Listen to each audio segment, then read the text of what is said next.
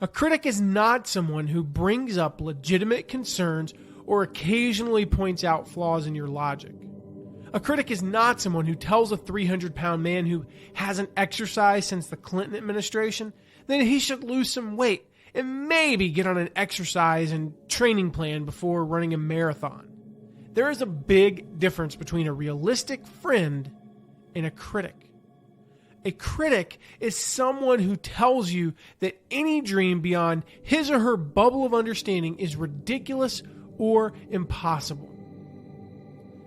They label you a dreamer or a child. They believe it is impossible to live out a dream and still provide for your family. They think that happiness on the job and responsibility are mutually exclusive. When you leave a critic's presence, your energy is depleted, your joy is stripped, and your dreams are crushed. So what do you do when your biggest critics are loved ones? First thing you should absolutely eliminate are negative thoughts. You should eliminate them from your life entirely. But again, it's best to nip this in the bud at the start of your day. They're not going to get you where you want to go. Instead, always look for a better feeling thought. You see, I believe that everything on earth vibrates at a specific frequency, and you must become a vibrational match to the things you want to attract into your life. Think of yourself as a radio station. If you want to listen to jazz, you have to tune your dial to a jazz station, not a heavy metal one. Likewise, tuning the frequency of your thoughts and feelings to positive ones will bring you positive things. You can't be distracted by things that are keeping you from your purpose. You don't have time to waste worried about what people think about you.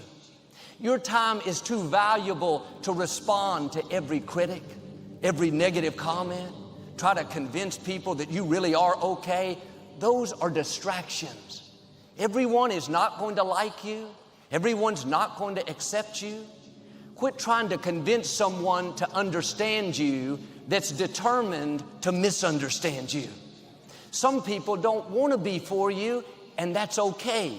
You don't need them to fulfill your destiny. But the enemy would love for us to spend time and energy trying to win someone over that's never going to be won over. You have to set your face. The people that need to be for you will be for you. God has already lined up the right people, people that will celebrate you, people that will cheer you on, people that stick with you through thick and thin. But too often, we're trying to convince people to be our friend, convince them to spend time with us. But if someone doesn't see the gift that you are, if they don't recognize your talents, value your friendship, do yourself a favor and move on. No offense, but they are not a part of your destiny.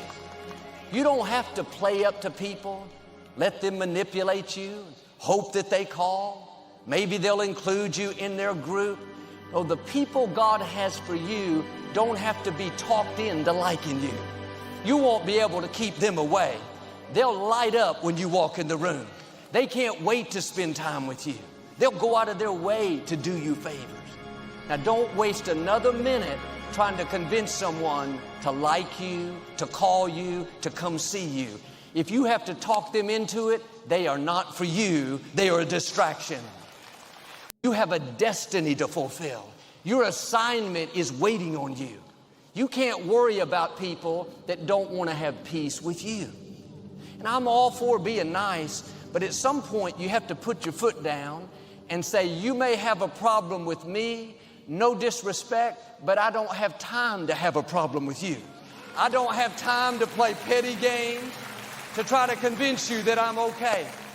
Life is too short to try to have peace with people that don't want to have peace with you.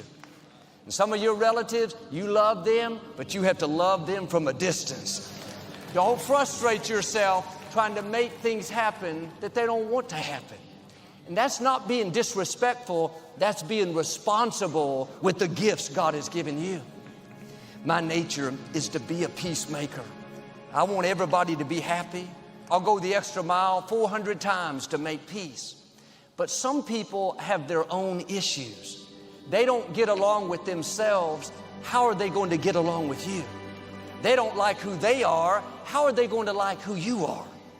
And no matter what you do, it's not going to be enough. They're going to find fault, be critical, try to make you feel guilty.